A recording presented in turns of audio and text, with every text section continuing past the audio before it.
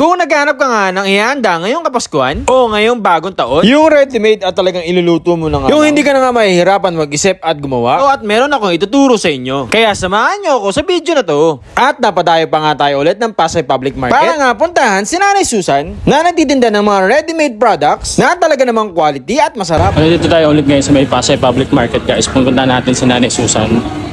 Ito lang yan.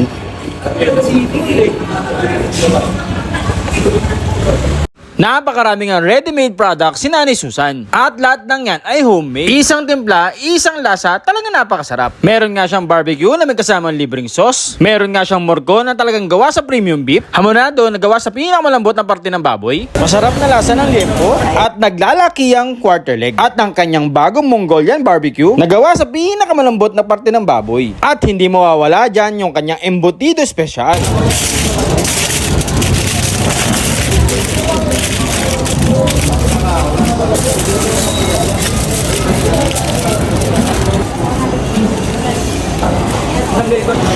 So yun ang mga idol, so pabalik nga tayo dito sa may Pasay Public Market at napadayo nga ako tayo ulit dito kay Nanay Susan, guys.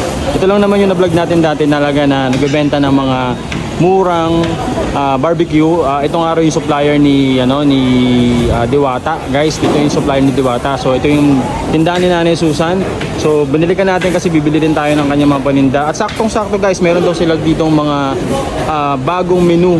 Meron daw silang bago ngayon yung kanilang murkon, tapos yung kanilang Mongolian barbecue, guys. So tara, puntahan natin, guys. Hello Nanay, kamusta po? Buti. Nanay, napabisita ako ulit kasi may bago ka daw produkto dito ngayon eh. Oo. Ano po yung mga bago mong produkto, Nay? Katulad dito, hamonado. Hamonado po ito? Hamonado Laki, no? sa baboy. Ito po baboy. Baboy yan. Magkano kilo nito, Nay? 400 na per kilo. 400 per kilo, pero sa isang tali nasa ilang kilo po yan? Ano mga 3/4 lang? 3/4, malaki na rin. 700 grams. Malaki-laki na rin. Ito, Nay, ano po ito? Ito ang tinatawag na murkon. Gawa naman ito sa karne, sa baka. Ito karning baka. Ang ganda ng guys, ang ganda ng well even ng taba, taba sa kalaman, Kita niyo naman. Diba? Magkano kilo nito, Nay? 500. 500 naman per kilo. Okay, kasi ito baka to, Nay, no?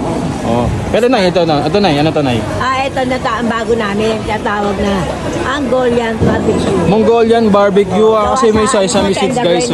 Uy, tenderloin, guys. Guys, yung tenderloin nga pala, guys, yan yung isa sa mga pinakamalambot na parte ng baboy. Tapos, syempre, hindi mawawala yung ano natin. Embutido natin, guys. Napakasarap nitong embutido, guys. Promise, natikman ko to. Sabi ko nga doon sa aking vlog na nauna kong vlog ay guys, ang una ko napakapihigan ko sa embutido at ito lang ang talagang nakakuha ng panlasa ko at si Nanay ang naggawa niya, guys, di ba? Tapos na bukod pa diyan, Nay, meron pa bang iba?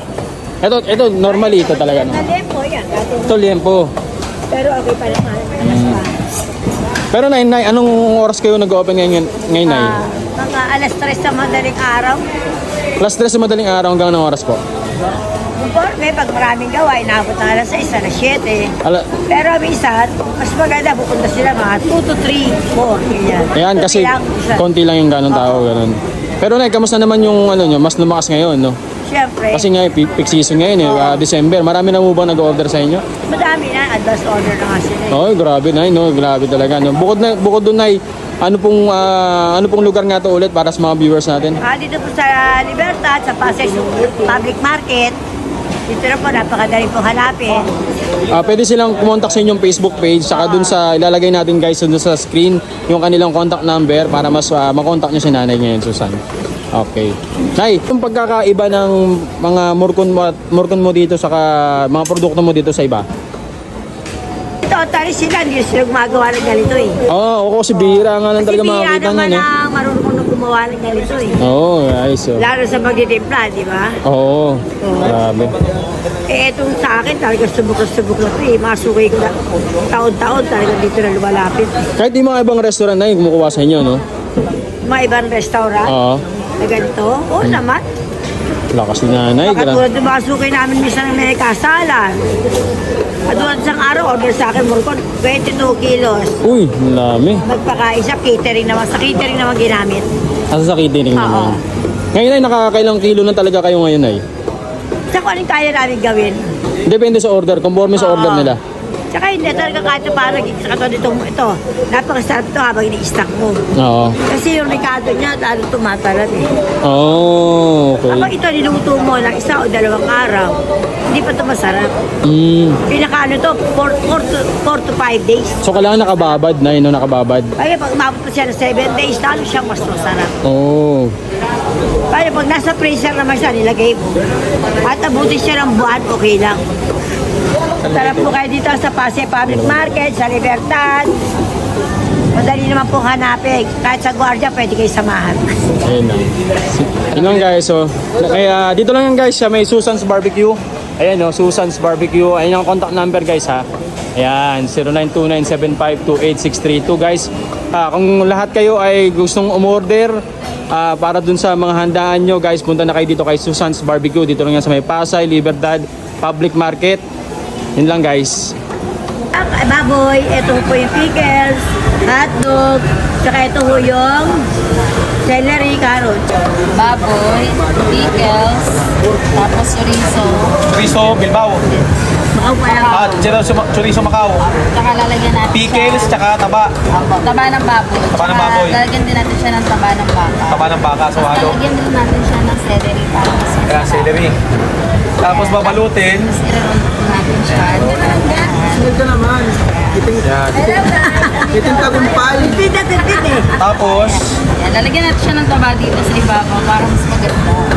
bakit may taba para mas Para malasa? mas Para malasa. lumasa siya. Okay. Natali po natin siya para maging mabuti. Collagen yan, collagen. Ganyan lang siya. So yan na guys ha, pinapakita nila kung paano gawin yung beef morcon. Ayan. Para pag mayroong luto siya, medyo may juicy siya. So itinatali na ni ate. Ito fresh yan na ba? Try na ba? Yung pagkatali niya para hindi lumuwa yung laman ng morcon. Para maging bilog siya habang ipupo siya.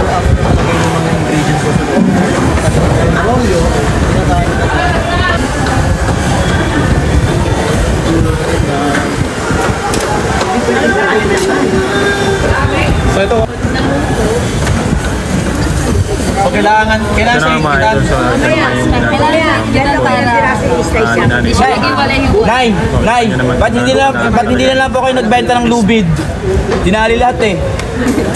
So ito nyo naman guys kung gaano ka na. maganda mas may Tali niya, tali kakasal siya. Meron niya kasama Mahigpit siya eh. Walang kawalayan. Walang kawalayan. Taba ng baboy.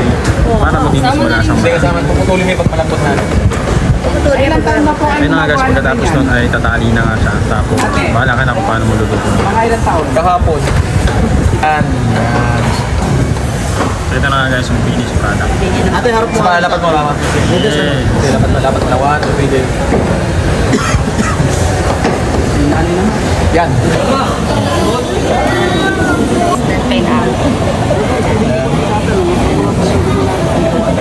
So ito naman guys, yung hamon na ito. So ginagawa na natin yung hamon natin na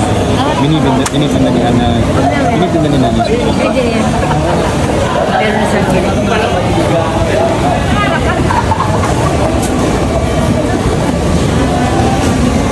Ito pre, para mabuhay ito. Sige ta.